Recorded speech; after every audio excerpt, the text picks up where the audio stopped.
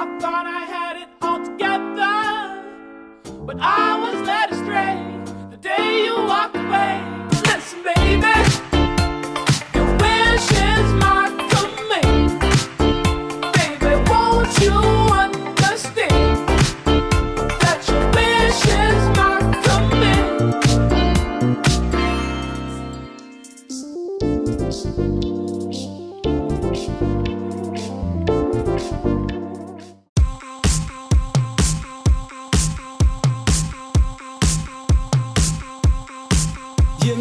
En fait, j'ai surtout essayé de faire du mieux que je pouvais.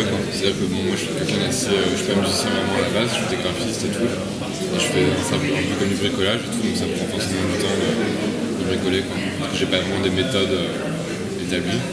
Et du coup, je suis un peu en train de... C'est toujours un peu une cuisine différente. J'ai pas vraiment cherché à créer une ambiance particulière, j'ai plutôt essayé de faire le mieux que je pouvais la musique que j'aimais bien.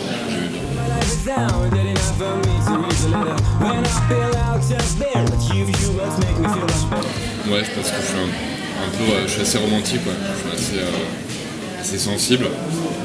Après, je sais que ça peut paraître un peu désuet, un peu nul aujourd'hui de se dire ouais, je suis sensible, romantique et tout. Mais il se trouve que c'est la vérité. Donc voilà, je peux pas mentir.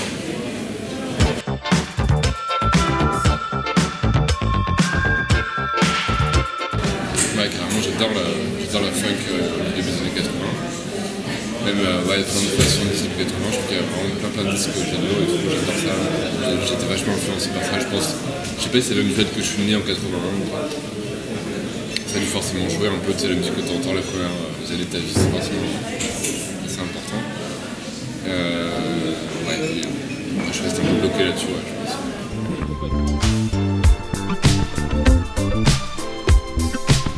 Je suis tombé sur le disque par hasard. Des fois, tu tombes sur un morceau, un petit bout du morceau, tu te dis que ça pourrait faire une jolie boucle, une petite boucle. Je la fais tourner, puis là, je vois ce qu'il peut faire.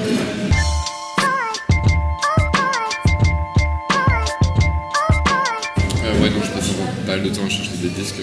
Dès que je suis en voyage et tout, j'essaie de trouver un peu des magasins pour trouver des trucs différents. Ouais, non, j'aime bien ça, j'aime bien les fouiner. En plus, c'est dans des endroits où tu peux trouver aussi d'autres choses, genre des fripes et des trucs comme ça. Je profite un peu des voyages pour ça. Je sais qu'il y a aussi quelques bonnes adresses à Paris. Avant, j'habitais dans le 17e, il y avait un petit magasin qui s'appelait Groove Store, avec que des vinyles de soul et funk qui étaient vraiment cool.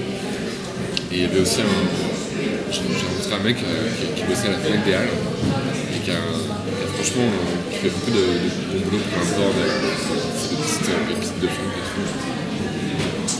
Alors, on parle de bonne cam.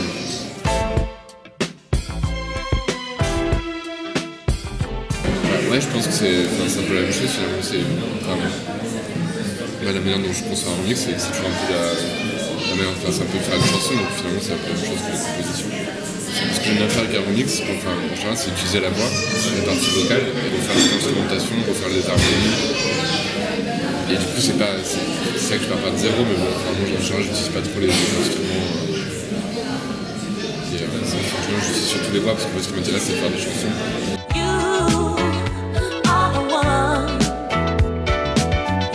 En général c'est des morceaux que j'aime bien déjà à la base, c'est des morceaux que je trouve chouettes. Après j'aime bien aussi les groupes, les personnes qui font les morceaux. Et puis il y a aussi un truc de demande, c'est-à-dire qu'en fait en général c'est quand même des gens qui demandent qui ont besoin d'un remix pour un maxi ou je sais pas quoi. Du coup ils viennent vers toi pour te le demander, après tu vois si tu as le temps ou l'envie de le faire. Et c'est quand même surtout ça qui détermine le remix.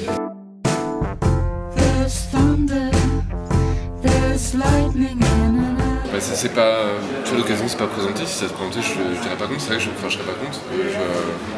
J'ai vachement envie de multiplier les collaborations, je trouve que c'est un petit peu... c'est pas forcément évident de bosser toujours tout seul dans son coin, dans sa cave ou dans sa chambre. Je trouve que c'est carrément plus amusant de faire de la musique à plusieurs, donc c'est vrai que j'ai envie de multiplier les collabs et tout. Mais c'est un peu ce que j'ai fait sur l'album, tu vois, j'ai travaillé avec 3 chanteurs, ça s'est très bien passé, on s'est vachement bien entendu et tout. Et bon, pour l'instant c'est vrai que j'ai peut-être pas encore la notoriété nécessaire pour travailler avec des personnalités comme Charles Gainsbourg ou d'autres personnes, mais j'espère que j'en sais rien.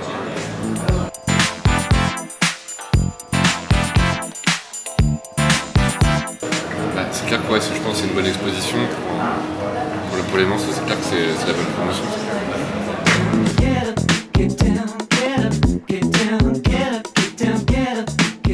Ouais, bien sûr, ça l'a toujours été, je pense que ça sera toujours, c'est un petit peu son bébé et tout. Et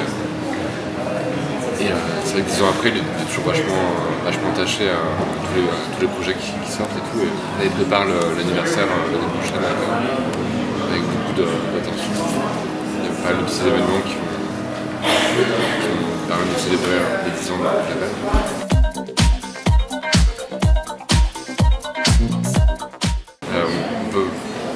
On pourrait voir ça comme ça. Moi, je suis pas contre cette image, même si c'est vrai qu'il y a beaucoup de choses qui se passent. Il n'y a pas que de Banger à part. Enfin, tu vois, en France, il y a quand même beaucoup de jeunes artistes. Mais c'est vrai que bon, il y a une place qui est quand même assez importante dans la mesure où il est un peu ambassadeur de cette musique à l'étranger. Et c'est vrai qu'il ne s'intéresse pas seulement aux artistes du label, mais il a aussi pas mal aidé d'autres artistes. Je pense, je sais pas, par exemple à Brodinski, Jejotronic ou à plein de Gags Fashion par exemple, qu'il a vachement soutenu. Je sais pas si ça a vraiment été utile pour eux, mais je pense que quand Pedro dit ouais, ce mec-là, il faudrait faire attention à ce qu'il fait, je pense qu'il y a pas mal de gens qui font confiance.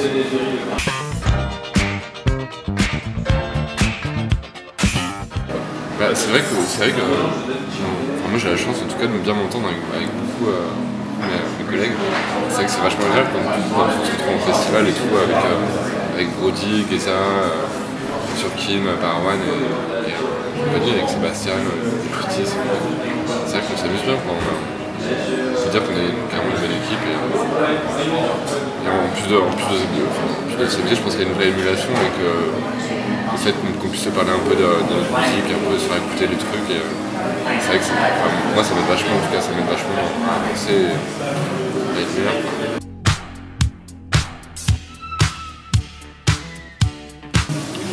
Il peut y en avoir un certain nombre, mais je veux dire, et même je pense que les trucs un peu dans le hip-hop, parfois j'ai l'impression que c'est un peu pas stagé, mais c'est vrai que ça fait jamais de mal à la promotion d'avoir un peu de bif. Enfin, les Américains ont bien compris ça. C'est cool d'avoir un peu de bif.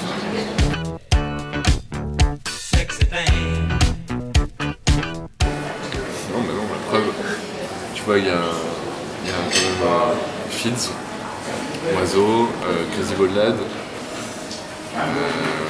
Mickey Moonlight,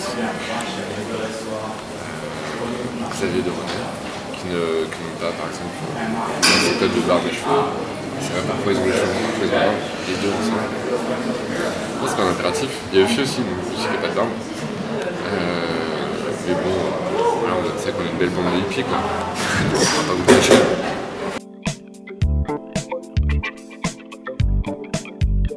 En tout cas, je sais pas si, je pense pas que ça sert vraiment pour la musique, mais en tout cas c'est vachement utile pour ce qu'il y a autour, c'est-à-dire le packaging et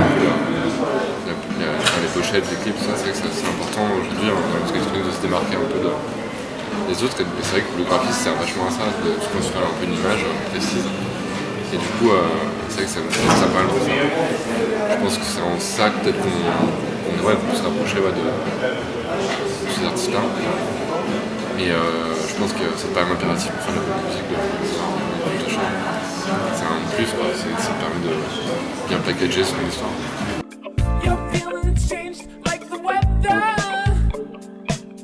C'est dur d'en choisir une parmi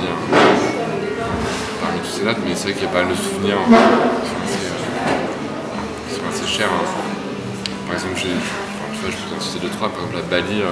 L'année dernière, je suis allé faire une date avec Pedro et Mehdi, quelques semaines avant la mort de Mehdi, et c'est vrai que c'est une date qui est assez particulière.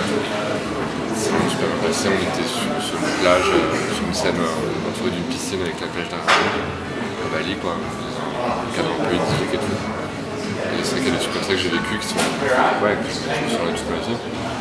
Un anniversaire de Banger à New York, où il y avait quasiment tout le label. Pour les 7 ans, on a passé 3 jours là-bas.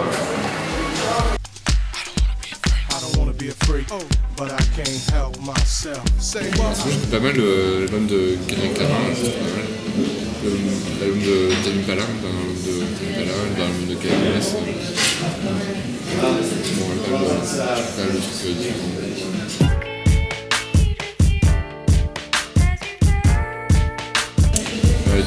J'en écoute très peu, je t'avoue, je suis assez inculte en fait dans ça, je connais vraiment pas bien. Je sais qu'il y a pas mal de trucs qui se passent et tout, mais je suis plus axé sur le rap américain. Peut-être c'est une question d'exotisme ou je sais pas quoi, mais c'est vrai que le rap français, ça me rappelle, je sais pas, ça me rappelle peut-être trop ce que je vois tous les jours autour de moi, et du coup ça me fait moins rêver que peut-être que la musique, pour moi c'est plus une sorte d'échappatoire. Le rap français, ça me ramène trop à la réalité en fait.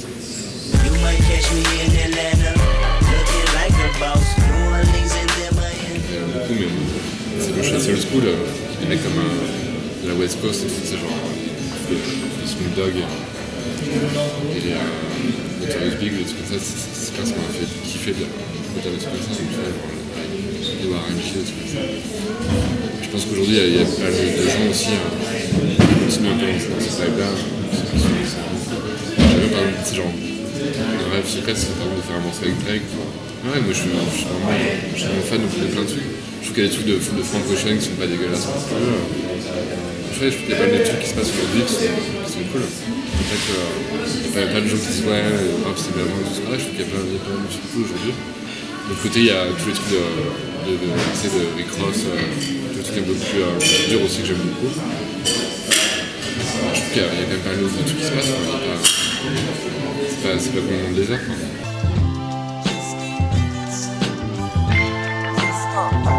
Mais parce que c'est pas forcément mon influence, tu vois, c'est un truc que j'ai découvert relativement récemment. J'écoutais pas Rick Ross il y a 5 ans par exemple, tu vois. Mais par contre, quand dans les années 90, effectivement, j'écoutais quand même pas mal de rap, j'écoutais quand même pas mal de Tang, jusqu'à de la soul, tout un truc comme ça. Et ouais, Snoop, ça apprécié aussi. Et évidemment, les Beastie Boys sont faits avec un peu de goût, j'étais quand même en totale admiration. J'étais à fond, quoi, tu vois. Je pense comme tous les gamins de mon âge.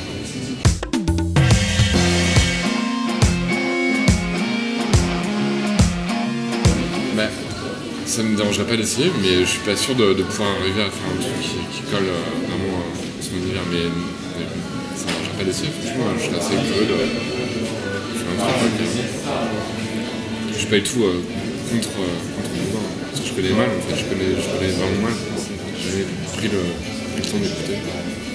Je connais que les tubes, quoi, tu vois. On m'a édité un disque en 3D en chocolat, qui était venu par contre par un page chocolatier. On a fait aussi des petits chocolats qui se mangent et tout. Mais le disque en CD, là, non, ça c'est un truc qui est fait en image de synthèse. Non, j'ai rien de spécial vraiment à dire dessus, à part que je suis vraiment content d'avoir sorti, parce que ça fait 2 ans que je suis bossé dessus. Et ça me permet de faire enfin de pouvoir tourner à la page. Bosser sur le 2e album, j'ai pas mal de demandes de prod, de remix à faire, et puis aussi un projet de groupe avec Afan. Enfin, un vrai groupe. Ce sera pas juste Brigo qui tue Afan, mais un vrai projet tous les deux.